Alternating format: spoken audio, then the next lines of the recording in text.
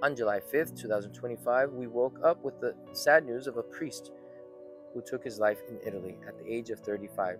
His name was Don Matteo Balsano. This weighs very heavily on all of us who love God, the Catholic Church, and particularly the priesthood. There are so many unanswered questions since apparently there were no signs that would hint at this fatal tragedy. As a priest who is 5 years older, it makes me think about so many priests throughout the world that may be struggling in silence, since many people have no clue. Probably what we should do, especially every Thursday, is intentionally pray for them, or I should say, pray for us, since we are human beings. And despite our frailty, Jesus has called us by name, as he called St. Peter, who denied the Lord.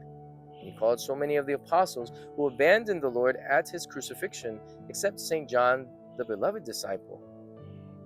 And yes, he even called Judas Iscariot, who betrayed Jesus with a kiss for money, but unfortunately hung himself. Why? What a mystery.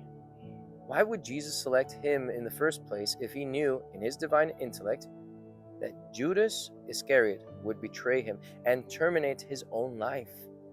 Well, Christ saw Judas's greatest potential, and although the Lord never gave up on him, he always respects human beings' free will.